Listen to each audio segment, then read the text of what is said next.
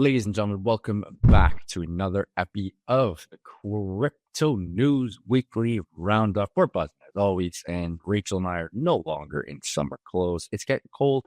This was a cold week. We had a hurricane. God bless and good luck, and sending our love to everyone in Jamaica and the other Caribbean islands that got wrecked by that hurricane. My goodness, I don't know if you guys saw that video. Rachel, did you see that video of the plane flying through the storm? That was insane. Hopefully everyone is okay. We're praying for you guys. We love you guys. Rachel, how are you? How's the week been so far? Yeah, Matt, doing well. Speaking of hurricane, we got some crazy winds here in Austin. So I think that was a result of the hurricane. But yeah, it's just been a crazy week and excited to chat about the crypto news. Let's do it. We are AirPods Can Gang again today. They are elite and I love wearing them. Rachel does too. Okay, let's jump into it. Pretty chill week on the most part. Obviously had a big Fed cut, which was priced in. Everyone knew that was going to happen. Bitcoin's at 108.3K, down just over 1% on the week. Ethereum also down just over 1%. XRP up 3%. Sol down 1% with the ETFs going live as well. Pretty chill week. Dogecoin down 6, Tron down 8. Biggest gainer of the week. Hyperliquid up 15% to 46.7K, almost hit the $50 mark as well. And Bitcoin Cash, which I haven't heard of in a while and has not been in our chart since we started this. It's been almost a year and a half, up 12% to 540 per BCH. I've actually never held or used BCH in my life. Pretty crazy to see that up there. Biggest trend this week, folks. Rachel, we're going to throw this over to you. Coinbase's x402 AI payments protocols. These are what we are calling AI autonomous agents. They are blowing up right now. Huge surge in activity, and pretty much every coin in that subset went absolutely parabolic this week. Yeah, Matt, and this is a topic that I've been covering heavily in the past few weeks. So Coinbase's experimental x402 payments protocol designed to let AI agents and humans pay directly in stablecoins over the internet has exploded in activity. Users or AI agents can request a service, receive a 402 payment prompt, and send a signed stablecoin payment, which the system verifies on chain.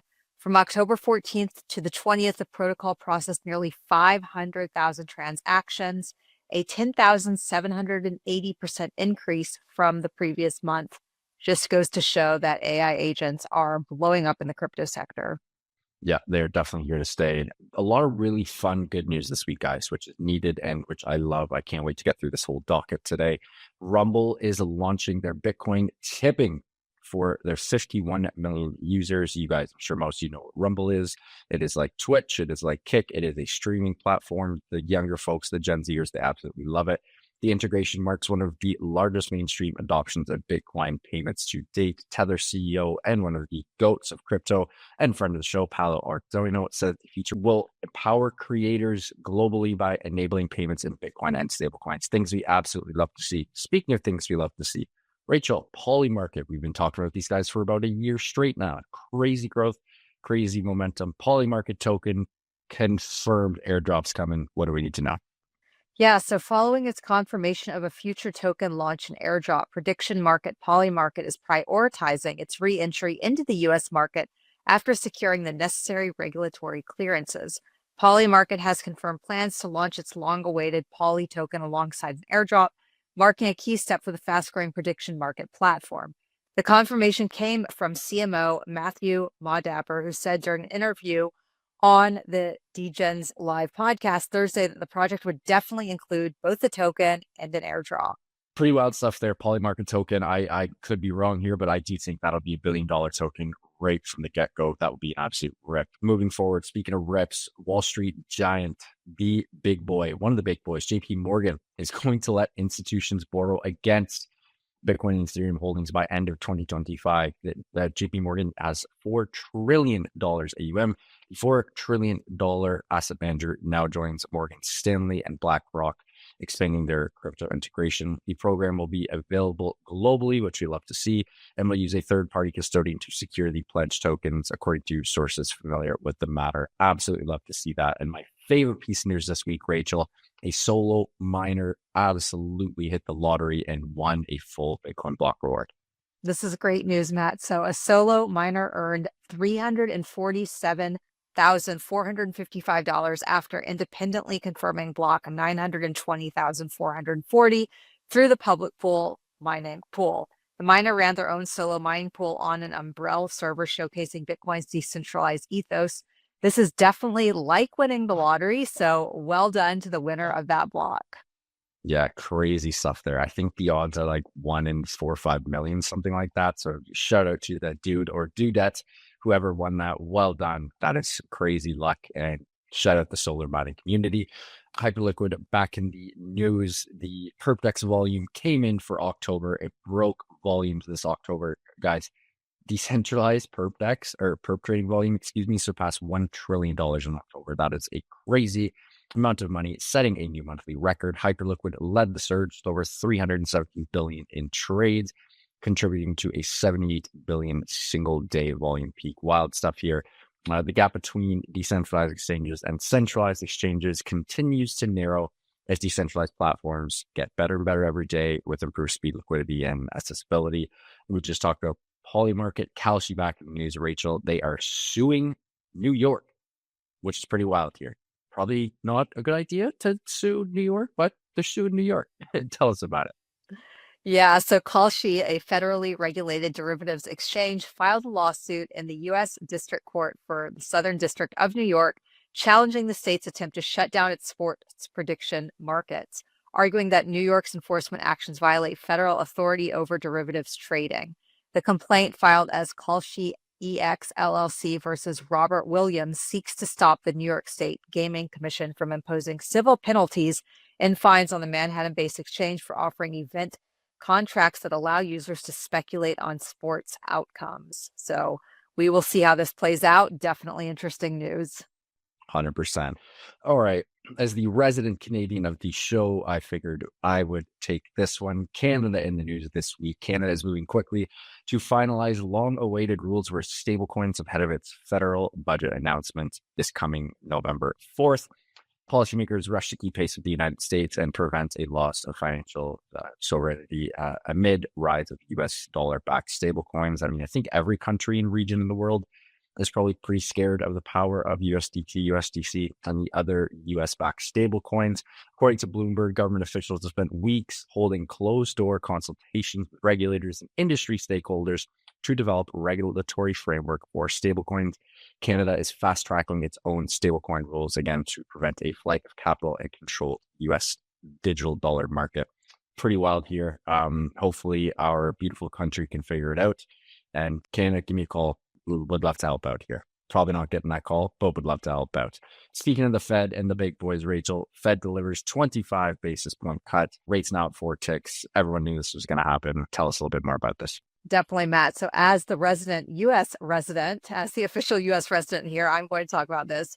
So the Federal Reserve reduced its benchmark interest rate by 25 basis points to a range of 3.75 to 4% on Wednesday, marking the second consecutive rate cut as policymakers seek to support a softening labor market amid ongoing economic uncertainty. Markets reacted with immediate volatility, with 300 million liquidated from crypto markets within 15 minutes of Fed Chair Jerome Powell's speech. However, Bitcoin recovered to hold above $112,000 as traders digested the implications of the rate cut and the Fed's announcement to end quantitative tightening on December 1st. Well said, Rachel. Speaking of stablecoins, Mastercard in news this week in late-stage talks to buy the crypto company Zerohash for a roughly $1.5 to $2 billion. That's absolutely wild. The purpose of this, obviously, is to deepen the card network push into stablecoin and on-chain settlement. If completed, it would be one of Mastercard's biggest bets on the stablecoin industry. Pretty wild stuff here. The company has already rolled out an on and off-ramp service with crypto partners and piloted dozens of programs that translate crypto balances into spendable fiat at the point of sale. We've seen crypto cards go parabolic this year, and I can't see MasterCard and Visa and Amex not getting a huge piece of this pie here. Good news on MasterCard. Crazy how much money these guys have to spend, but then again, they are MasterCard. Rachel, this news I really didn't get this week. The maker of MetaMask Consensys, one of the OG Ethereum company in the world, and one of the best crypto companies in the world, supposedly said that they're launching a token, a MetaMask token, but now they want to go public. Literally, Consensys going public. Pretty wild stuff here. And of course, they're picking the traditional big boys, Goldman Sachs, JPMorgan, IPOs coming in hot. Yes, this is interesting news. MetaMask's parent company Consensys is reportedly preparing to go public and has enlisted top banks, including JPMorgan and Goldman Sachs, to lead its IPO. Axios reported Wednesday that improving regulatory clarity in the US is prompting more crypto firms to go public this year. Consensys's best-known product, which is MetaMask, serves as a digital crypto wallet, recently reignited speculation hinting that a long-awaited token airdrop could be imminent. It also announced a $30 million rewards initiative designed to incentivize users for on-chain activity. So this is interesting news, and I'm looking forward to see where this goes. Well said. Last piece of news this week, guys. Western Union. Normally, I hate Western Union. In fact, I do still sort of hate Western Union. They literally just gouge you and they just make so much money off something they shouldn't make so much money off of. But anyways, Western Union in the news. And I think this is really good for like 99% of the people in the world who do use Western Union to send money to their loved ones and just other people across the world. Western Union plans to launch their own dollar-backed stablecoin on Solana, which again is incredible for lower fees and faster settlements. Western Union said on Tuesday, a couple days ago, that its US dollar payment token, also known as USDPT, will be issued by Anchorage Digital Bank and is scheduled to launch in the first half of 2026. They also said that users will access the asset through partner exchanges, then send value internationally without exposure to local currency swings and banking bottlenecks. So this is great. Honestly, pretty fun subset of news this week, Rachel. A lot of positive stuff. We loved it. Price action could be a bit better, but beggars can't be choosers. Guys, if you enjoyed this one, I hope you did. Please hammer that like button. Do subscribe. It would mean the world to us. We love doing these with you guys. It's a great way to just sort of keep on the pulse of what's going on in the beautiful world of crypto. We love you guys. Thanks for tuning in. And as always, we will see you on the next one.